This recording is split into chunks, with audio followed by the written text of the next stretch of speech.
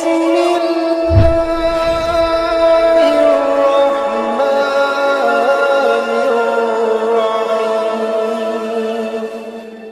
السلام علیکم ناظرین، آج ہم بات کرنے والے ہیں نیک بخت باپ اور بدبخت اولاد کا واقعہ۔ پیارے دوستو، تفسیر ابن کثیر میں ہے کہ کسی علاقے میں ایک شخص رہتا تھا جو بڑا نیک دل اور سخی تھا۔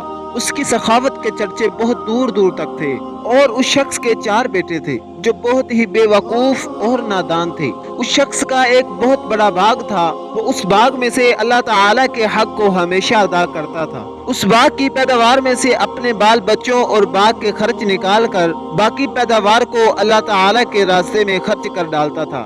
اسی لیے اللہ تعالی نے اس کے مال میں بڑی برکت دے رکھی تھی۔ ایک دن وہ شخص بہت بیمار پڑ گیا اور اس کا انتقال ہو گیا۔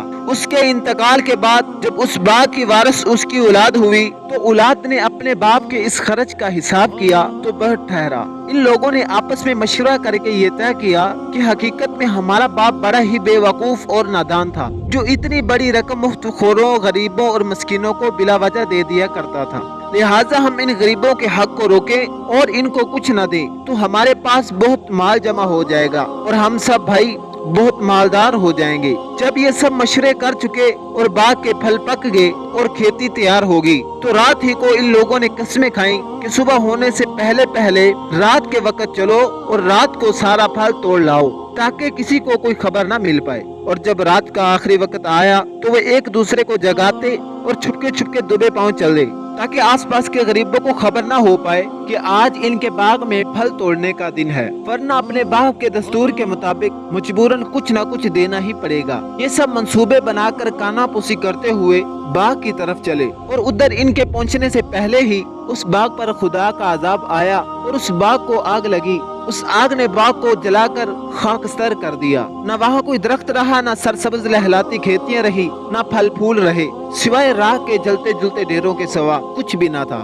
ایسا معلوم ہوتا تھا کہ کبھی یہاں باغ تھا ہی نہیں۔ اور جب یہ لوگ وہاں پہنچے اور یہ ماجرا دیکھا تو ہکے بکے ہو کر رہ گئے، حیران و پریشان ہوئے۔ پھر آپس میں کہنے لگے کہ ہم راستہ بھٹک گئے ہیں، یعنی ہم کسی غلط مقام پر آ گئے ہیں۔ پھر جب نشانات وغیرہ دیکھے اور سمجھ گئے اور ایک دوسرے کو کہنے لگے کہ ہماری بدنیتی اور بخیلی کے سبب یہ برباد کن اور برے نتائج نکلے ہیں، لہٰذا ہم اللہ تعالیٰ سے معافی مانگتے ہیں اور اپنی غلطی کا اعتراف کرتے ہیں اور ایک دوسرے کو ملامت کرتے ہیں۔ تو دوستو، یہ تھا نیک بخت باپ اور بدبخت اولاد کا واقعہ۔ اگر آپ کو ہماری یہ ویڈیو اچھی لگے تو ویڈیو کو لائک کریں اور چینل کو سبسکرائب کریں تاکہ ہم آپ کے لیے لاتے رہیں صحیح حدیث کے مطابق اسلامی واقعات۔